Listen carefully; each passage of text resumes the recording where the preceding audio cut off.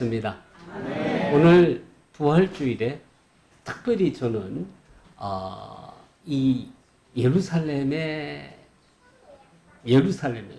오늘 새바람 커뮤니티 교회에 와서 여러분들과 함께 부활주일을 지킬 수 있게 된 것이 너무나 감사합니다.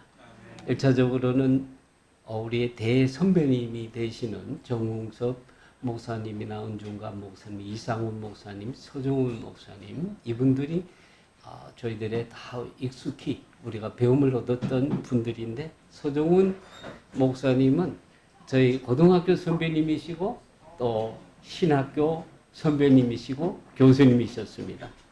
근데 바로 이분들이 세우신 교회에 있어 부활절을 지킬 수 있다는 게 얼마나 놀라운지, 거기다가 지금 현재 대표 목사님으로 수고해 주시는 우리 윤철원 교수님, 제가 정말 존경하는 분이거든요. 그냥 계셔서 하는 말이 아니고 실질적으로 실력과 인자한 인품으로 늘 저에게 가르침을 주시는 이 교회에서 여러분들과 함께 부활절 지키게 된 것이 너무 감사합니다. 특별히 제가 전쟁 중에 나오게 됐는데 도망온 것은 아니고요. 늘 제가 6월절 방학 기간을 통해서 이곳에 와서 우리 학생 중에 또 칼감 안수 받는데, 제가 그 칼감 거기에 안수자 교육과 안수위원으로 이렇게 오게 돼서 일정이 잡혀져 있고 다른 강의 스케줄도 있어서 부득불 오게 되는데, 문제는 공항이 폐쇄된 것입니다.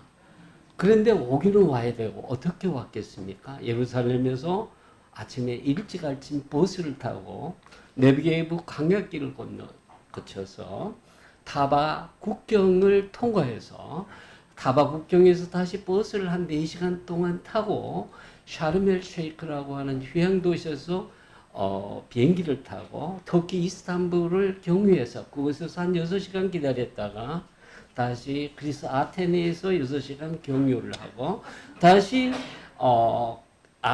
에티오피아 아디스아바바에서 2시간 경유를 한 다음에 인천공항에 도착을 하였습니다.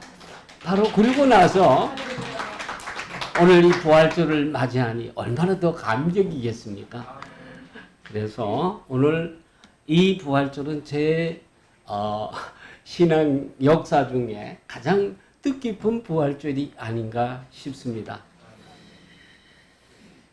사랑하는 우리 신앙의 형제자매 되신 여러분 뉴스를 통해서 날마다 들려오는 최근에 전쟁 소식을 접하고 계시겠죠.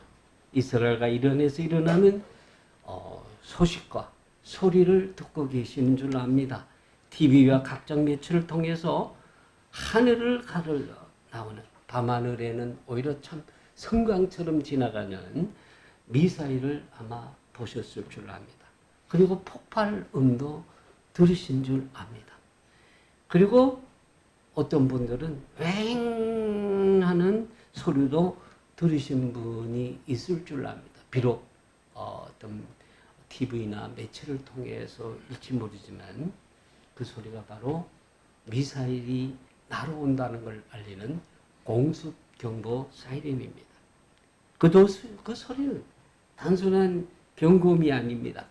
직접 그 현장에 있으면은 특별히 가까운 사람이 그 미사일로 인해서 피격을 당했거나 아니면 집이 부서졌거나 부상을 당한 그러한 관계가 있을 때는 그 소리는 공포의 소리로 들립니다. 죽음의 소리로 들립니다. 두려움이 엄습하게 됩니다. 낮에 들리는 그 소리도 두렵지만 특별히 자는 한밤중에 그 사이렌 소리가 울릴 때는 그 소리가 더 깊이 영혼을 흔드는 것을 느낄 수 있습니다. 왜 그럴까요? 밤은 보이지 않기 때문입니다. 보이지 않는 곳에서 들리는 그 소리가 더욱 엄습한 소리로 들려오고 고요한 그 가운데 정막을 깨뜨리는 소리이기 때문에 더 두렵게 들리고요. 그리고 깜깜한 밤에 들리기 때문에 또 외로운 상태에서 그 소리는 아주 엄습한 소리로 들려옵니다.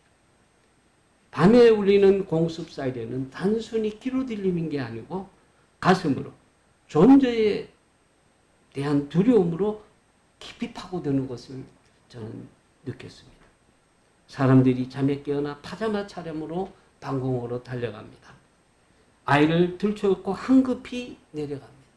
저희 아파트 6층에 사는 분은 아이가 둘인데 하나씩 들쳐업고 내려갑니다. 옆집에 있는 아줌마는 늘 목욕 가운을 거치고 내려가는데 특이하게도 꼭 가방을 하나 메고 똑같은 매일 밤에 보면 목욕 가운을 거치고 왼쪽에는 가방을 메고 우리 집보다 한쪽 안쪽에 있는데 나오면 항상 제 앞을 먼저 지나쳐서 그 마음은 급하다는 거죠. 내려갑니다. 공습 사이렌이 울리고 그 몇 분 몇 초가 긴장하는 순간에 영원처럼 길게 느껴지기도 합니다. 때로 공중에서 그 미사일이 요격될 때 펑 하는 소리가 들리기도 하고요. 특별히 가까운 곳에 떨어질 때는 쾅 하는 소리와 함께 지축이 흔들면서 우리가 사는 아파트가 흔들리는 소리가 들립니다. 3월 2일 저희 집에서 1km 되는 곳에 도로에 떨어졌어요. 그냥 건물이 흔들리는데 이렇게 죽을 수 있겠구나. 공포가 밀려오기도 했습니다. 저희가 같이 사역하는 메시아닉 주 목사님 베세멧에 계시는데 바로 자기 집에서 700m 되는 곳에 미사일이 떨어지면서 9명이 즉사하고 수많은 사람들이 죽고 그 교인 중에 한 집은 파괴가 되는 이런 일이 있을 때 이 미사일이 그 다음에 공습이 울리면 이게 단순한 소리가 아니고 정말 공포감이 밀려오는 것을 느꼈어요. 그 소리가 펑 하는 소리든지 쾅 하는 소리, 그 소리가 나기까지 사람들은 방공호에서 그 소리 지나가기를 기다린 그 눈빛에 보이는 그 안에 있는 심령은 이 순간이 지나가기를 기다린다는 것을 저는 느낍니다. 출애굽기, 오늘 우리가 읽은 출애굽기 12장은 바로 그런 밤을 기록하고 있습니다. 죽음이 지나가는 밤을 기록하고 있습니다. 이것이 단순한 종교적 이야기가 아닙니다. 실제적인 공포의 밤이었습니다. 애굽 전역에 멸하는 자, 하나님의 심판 죽음의 천사가 임하는 공포의 밤이었습니다. 출애굽기 12장 30절에서 이렇게 말합니다. 애굽에 큰 부르짐이 있었다고 말씀합니다. 죽음의 천사가 찾아가는 집집마다 멸하는 자, 12장 23절에 멸하는 자라고 표현하는 그 죽음의 천사가 지나갈 때마다 울음이 터져 나왔습니다. 한 집도 예외가 없습니다. 놀라운 것은 그런데 어떤 집은 죽음이 지나갔다는 것입니다. 하나님 말씀하십니다. 12장 13절에 내가 그 피를 볼 때에 너희를 넘어가리라. 다 같이 한번 따라해 볼까요? 내가 그 피를 볼 때에 너희를 넘어가리라. 이스라엘 백성은 흠없는 1년 된 어린 양을 잡아 문설주와 임방에 바릅니다.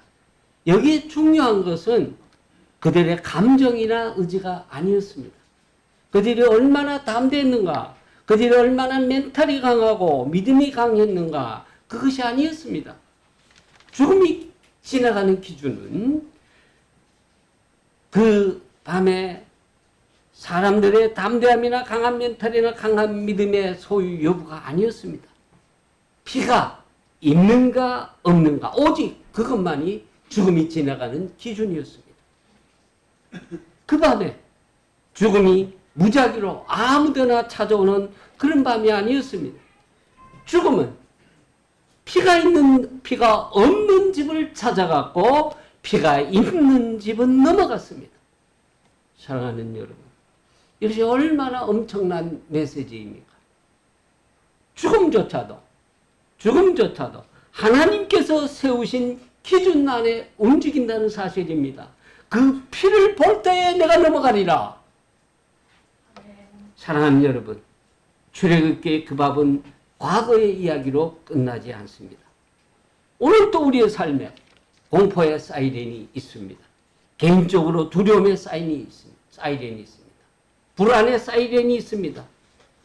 때로 가족이 병원에 있을 때 병원에서 들려오는 한마디, 전화 한 통, 예상치 못한 사고.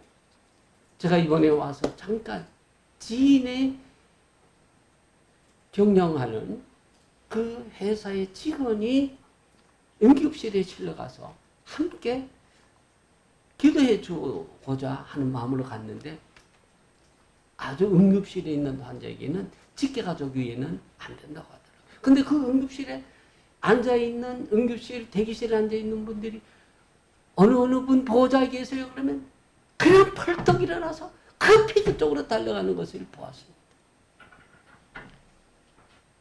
우리는 때로 병원이나 전화 한 통에 그냥 온 몸이 그냥 떨리는 그런 불안의 사이렌이 들려올 수 있어요. 관계가 무너질 때도 그렇고 꼭 설명할 수 없는 불안의 사이렌이 울릴 수도 있습니다. 오늘 우리가 사는 우리의 삶이 겉으로 평안해 보이지만 어떤 이유로든 우리 내면에는 긴장감이 흐르고 있습니다. 언제 무너질지 모른다는 불안, 이것이 바로 오늘 이 시대를 살아가는 현대인의 영적 불안 상태라고 할 수 있겠습니다. 우리는 알고 있습니다. 죽음은 멀리 있지 않습니다. 삶은 생각보다 연약합니다. 그래서 어떤 사람은 밤이 되면 더 불안합니다. 생각이 많아지고 두려움이 커지고 미래가 어둡게 느껴집니다. 이것이 바로 오늘 우리가 각자가 직면한 우리의 밤입니다. 사랑하는 여러분, 출애굽기의 밤이 아무리 두려웠다 하더라도 그 밤은 결국 한 번 지나가는 사건이었습니다. 그러나 인류 역사에는 그보다 더 결정적인 하나의 밤이 있었습니다. 예수 그리스도께서 무덤에 누워 계신 밤이었습니다. 그 밤은 단순한 어둠이 아니었습니다. 제자들에게는 절망의 밤이었고, 세상에게는 침묵의 밤이었고, 사탄에게는 결정적인 승리의 밤처럼 보였을 것입니다. 모든 것이 끝난 것처럼 보였을 것입니다. 제자들은 이제 우리는 끝났다가 생각했을 것이고, 사탄은 이제는 결정적으로 우리가 이겼다고 생각했는 모든 것이 끝난 것처럼 보였을 것입니다. 그런데 셋째 날 아침 완전히 다른 일이 일어났습니다. 돌이 굴려지고 무덤이 열리고 죽음이 파괴되었습니다. 그리고 하나님이 선언하십니다. 이제 죽음은 끝났다. 사도 바울은 고린도전서 15장 20절에서 이렇게 선언하고 계십니다. 그리스도께서 죽은 자 가운데서 다시 살아나사 잠자는 자들의 첫 열매가 되셨도다. 아멘. 첫 열매가 무엇입니까? 앞으로 더 큰 수확이 반드시 온다는 보증입니다. 다시 말해서 예수님의 부활은 개인 사건이 아니라 우리 모두의 미래를 여는 사건이었습니다. 부활은, 그리고 우리가 명심해야 될 것은 우리의 부활은 어떤 우리의 이후가 아니라, 죽음 이후가 아니라 바로 지금이라는 사실도 중요합니다. 많은 사람들이 부활, 예수님 그래 부활하셨지, 혹은 나의 부활은 죽은 다음에, 내 육신이 죽은 다음에 일어날 어떤 사건, 혹은 그리스도께서 다시 오실 때 일어날 사건, 그것으로 생각합니다. 맞습니다. 그러나 그것이 전부가 아닙니다. 성경은 더 놀라운 것을 말합니다. 부활은 이미 시작되었습니다. 사랑하는 여러분, 부활은 우리의 육체가 죽은 다음에 일어나는 그 사건만이 아니라 지금 여기서 시작되는 생명의 사건입니다. 예수님께서 말씀하셨습니다. 나는 부활이요 생명이니, 부활이요 생명이니. 이 말은 이런 뜻입니다. 나를 믿는 자는 이미 죽음을 넘어섰다. 이런 말입니다. 예수 그리스도를 믿는 신앙인에게 있어서 그리스도 안에서의 부활은 미래적인 사건인 동시에 지금 일어나는 현재적 사건입니다. 절망 속에서 다시 일어나는 힘이 부활이며 죄를 이기고 새롭게 사는 능력이 부활이며 파괴되고 무너진 삶이 다시 회복되는 역사가 바로 오늘 그리스도 안에서 부활을 믿는 사람들의 현재적 사건으로서의 부활입니다. 이것이 바로 부활의 모든 믿는 사람들에게 부활의 현재적 능력입니다. 어떤 한 사람이 교회 잘 다니는 사람이었는데요. 그가 하던 사업이 파산을 맞았습니다. 그는 이렇게 말합니다. 내 인생 완전히 끝났어. 이제. 그때 한 신앙의 선배가 말했습니다. 자네 아직 끝난 게 아니야. 내 안에 계신 그리스도께서 죽음을 정복하셨다. 부활하신 그리스도께서 내 안에서 지금 현재 다시 시작하시는 중이야. 그는 이 선배의 말을 받아들였고 그리스도와 함께 죽음의 절망에서 일어났고 회복하였고 그의 내면이 다시 살아났습니다. 이것이 바로 부활의 현재적 능력입니다. 이제 우리 모두는 어떤 의미에서 죽음의 운명에 처해 있습니다. 그렇지만 바울은 죽음의 운명에 처해진 우리를 향하여 이렇게 선포합니다. 고린도전서 15장 26절에서 맨 나중에 멸망받을 원수는 사망이니라. 사랑하는 여러분, 이 말씀은 사실 엄청난 선언입니다. 죽음은 더 이상 우리의 운명이 아닙니다. 죽음은 그리스도를 믿는 자에게 패배할 수밖에 없는 적이라는 사실을 오늘 바울은 우리에게 선언하고 있습니다. 죽음은 그것으로 끝이 아닙니다. 죽음은 단지 문일 뿐입니다. 끝이 아니라 통로입니다. 밤에 울리는 사이렌은 사실 우리를 움츠리게 합니다. 우리 영혼을 움츠리게 합니다. 영혼을 흔듭니다. 두렵게 합니다. 그러나 부활은 말합니다. 그 밤은 마지막 밤이 아니라 어떤 밤도 부활의 아침을 막을 수 없습니다.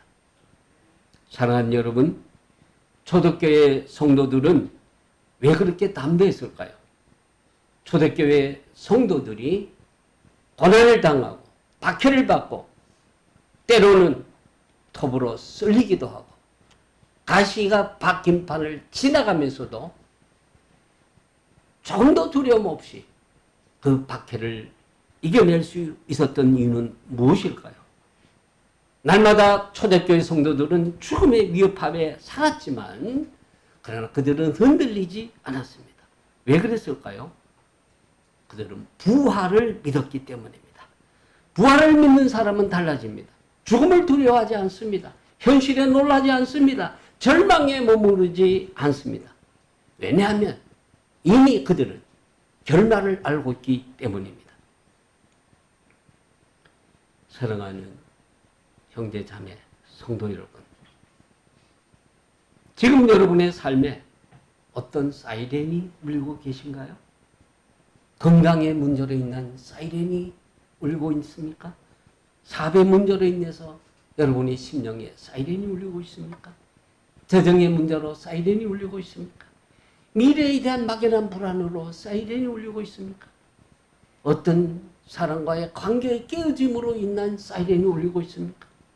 어떤 말할 수 없는 설명할 수 없는 두려움에 사이렌이 울리고 있습니까? 여러분이 여러분에게 들리고 있는, 내면에 들리고 있는 어떤 형태의 사이렌이든 사실 그것은 우리의 실존과 관련되고 실제죠. 그렇지만 그것은 또한 영원히 극복할 수 없는 사이렌이 아닌 것을 우리는 압니다. 비록 그것이 내 삶에 있어서 불안을 주고 두려움을 주는 실제적인 사이렌일지라도, 그리고 그것이 결코 내 삶에서 무시할 수 없는 사실일지라도 더 중요한 것은 이것입니다. 어떤 소리를 더 크게 들을 것인가 하는 것입니다. 내 심령에 울리는 불안을 주고 두려움을 주는 그 사이렌 소리인가, 아니면 부활의 소리인가 하는 것입니다. 예수 그리스도의 부활은 단순한 교리가 아닙니다.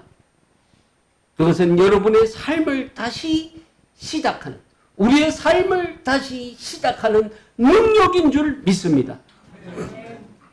그러므로 우리 다 같이 이렇게 한번 선포해 보십시다.